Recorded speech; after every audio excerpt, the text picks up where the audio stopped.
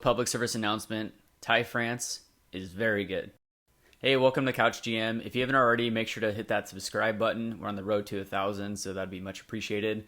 Make sure to hit the like button, give this a share, and let's get into it. Also, after this video, if you're just a fan of pitching in general, I'd recommend checking out my last few videos. I was able to get bullpen footage for Robbie Ray, Marco Gonzalez, Chris Flexen, Matt Brash, as well as Andres Munoz over their last homestand in Seattle. So go check those out. And today we're going to recap the Mariners season so far through April. We'll also touch on their schedule for May, as the upcoming month might be the most challenging month that they'll have this entire season.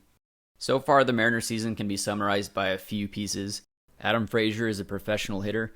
That contract the Mariners signed JP Crawford to is looking pretty nice. Mitch Haniger's health moving forward is a real concern. Julio Rodriguez is fast. Kelneck has an absolute cannon. Logan Gilbert is legit ace material. Andres Munoz has the ability to become one of the best closers in baseball. And the M's need to make a move for another ace-level starting pitcher. Also, public service announcement, Tai France is very good. We'll dive deeper into each of those, but first let's look at a recap for April. The Mariners' first two road series of the year was in Minnesota against the Twins, as well as in Chicago against the White Sox. And considering how bad of weather they were playing in for a majority of this trip, as well as the strengths of the lineups for the Twins and the White Sox coming into this year, I'd call it a win, as the Mariners ended up 3-4 on this road trip coming back to Seattle. The Mariners then had 3 games at home against the AL West defending champion Astros, and aside from the Saturday game going against Justin Verlander, the Mariners really put a pummeling on the Astros, scoring 11 runs and 7 runs outside of that Verlander game. This was also their first series win of the year. To close out the homestand, they had 3 games against the Rangers as well as 3 games against the Royals. They went 2-1 against the Rangers as well as sweeping the Royals in 3 games, bringing their season record up to 10-6. Closing out the month of April, they then traveled to Tampa Bay. They went 1-2 against the Rays, and as of today are 0-1 against the Marlins with an 11-9 overall record, with an additional 2 games in Miami before heading to Houston.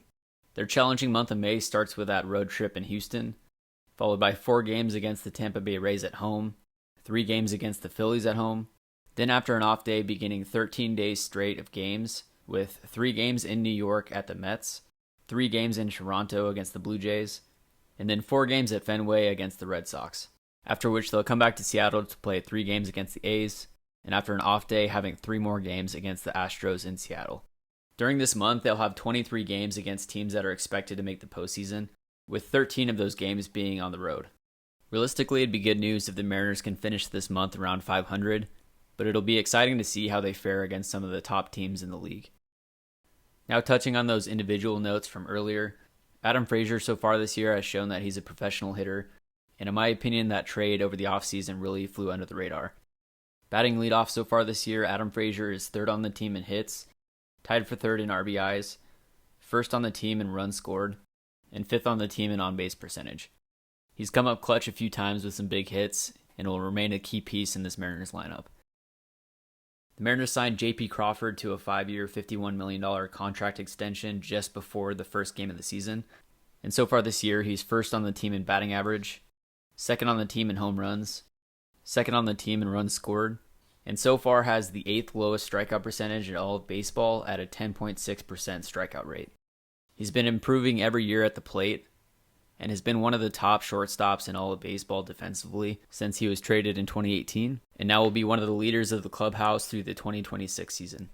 JP's contract has a $10.2 million average annual value, which is currently the 12th highest annual value for shortstops, but he's currently ranked 1st for wins above replacement for shortstops in 2022, and ranks 4th on the list in all of baseball. So if this is a sign of things to come, the Mariners just got a steal of a deal. Mitch Haniger just returned from the COVID IL on Friday, and in his first plate appearance back, on 2 pitches in a row it seems that his right ankle buckled underneath him. He would get a hit in that at-bat, but would be replaced as soon as he got to first base, and he was later diagnosed with a grade 2 high ankle sprain. The estimated timetable on this injury is 6 weeks plus a rehab assignment, which is probably on the low end, and this is a real concern for the Mariners' 2022 season moving forward. Mitch has been a rock-solid piece of the Mariners lineup for the past few years. He would miss nearly 100 games in 2019 and missed all of the 2020 season, but was fully healthy in 2021, posting a .253 average with 39 home runs, 100 RBIs, and 110 runs scored. The Mariners' offensive production in the outfield is already a question, and even though Kyle Lewis should be coming back in the next few weeks to a month, the Mariners are putting a lot on Jared Kelneck and Julio Rodriguez's shoulders to produce, and any additional missed time by Haniger adds that much more weight. Now let's be real, it isn't all doom and gloom. Julio Rodriguez is an absolute stud. He currently leads the MLB in steals with 9 steals in 9 attempts, and has the 4th fastest home to first base time. He's also tied in first for the fastest sprint speed at 30 feet per second. And when you factor in that he's 6'4", 6'5", 225 to 230, that's something else. He's also shown that he has a great eye at the plate.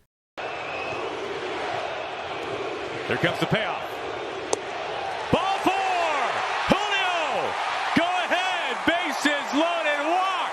And although umps have not been kind with him on called third strike so far this year, he has not changed his approach, and it's bound to turn the other way at some point. He's struck out looking 14 times so far this year.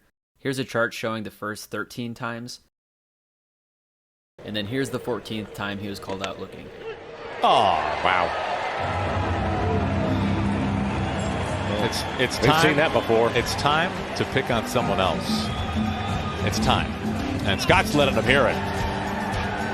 Julio has been extremely patient and hasn't barked back at the umps, so it's good to see Scott sticking up for him. Oh, also, this just happened. Hammered. Blast off. Left field. Number 1. Here it comes. Julio Rodriguez with a mash of a 3-run bomb. And the 21-year-old will touch them all for the first time. Jared Kelneck has taken over right field while Haniger has been on the IL.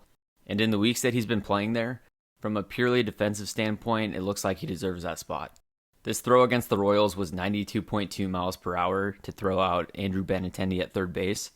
And while we're still waiting for his bat to come around, even when Haniger comes back from the IL at some point, in my opinion, Haniger needs to stick at full-time DH, with Kelneck in right field, Julio in center, Winker in left, and then Kyle Lewis scattered throughout. Kelneck so far this year has shown flashes of his ability at the plate, and he's taken a liking to that foul pole, but the changeups down and away from righties, sliders down and away from lefties, have been a real weak spot and need to improve. We've talked about Logan Gilbert and his potential coming into the season, but what he's done so far this year is showing that he's a clear-cut ace. Through 4 starts this year, he has an AL-leading .40 ERA, 22 strikeouts over 22 and a third innings, a .85 whip, which adds up to a 1.2 wins above replacement so far. And his ERA plus right now is just comical, with 100 being league average. His ERA plus is currently 881, meaning his ERA with ballpark adjustment is close to 9 times better than league average. Now, of course, he's not going to finish the year with a .40 ERA, but he's showing that he's making that next step, and after pitching 141 innings in 2021, we'll see if he can get up to around 200 innings this year and compete with Robbie Ray for that number 1 spot. We had King Felix in the King's Court in the past. So is it time for Lord Gilbert? Marco Gonzalez had a solid start against the Astros, but outside of that has looked average, and he left the game against the Rays after getting hit on his throwing arm by a 109-mile-an-hour line drive. He is expected to make his next start on Monday, but there's still reason for concern. Chris Flexen has looked solid so far, going at least 6 innings in 3 of his 4 starts. And then Matt Brash had looked solid in his first couple starts, but has shown some growing pains. He currently has 16 strikeouts and 13 walks through 17 innings pitched, and currently has a 1.82 whip. The Mariners staff has a lot of potential, but it's clear they need another top arm in the rotation, and they really need to go get Montas or someone of that caliber. George Kirby is expected to come up at some point this year, but with Brash looking like he might be a bullpen arm, the M's need to add more. Andres Munoz, after giving up a go-ahead home run to Byron Buxton in Minnesota, proceeded to strike out the next 9 hitters he faced, which is a Mariners record. That home run that Buxton hit was 101 at his shoulders, and after this at-bat, Munoz made an adjustment and has been throwing a lot more sliders. When a hitter has to be ready for 102 or 103, using that upper 80s, low 90s slider becomes a real weapon. He's looked pretty much unhittable and currently has a 51% strikeout rate. Munoz picked up his first Mariners save against the Royals, and if he's given more opportunities in that 9th inning, He very well could become one of the top closers in the league. And now moving to the AL Co-Player of the Week, Tai France. Tai leads the Mariners in hits, RBIs, and home runs, and is currently tied for 9th in the MLB in wins above replacement. During the week that Tai won the award, he was 13 for 26 with 7 runs scored, a double, 3 home runs, 10 RBIs, and an .885 slugging percentage over 6 games. He capped the week off with his first career 5-hit game. He's a great contact hitter, able to hit the ball to all parts of the field, but still able to turn on 98 on the inside corner for a home run. Tai France is an absolute baller, and Mariner fans need to thank AJ Preller for that one. Thank you for watching. Make sure to like, share, subscribe, and follow the Couch GM on Twitter for more. All right, guys, goodbyes only. Don't forget it.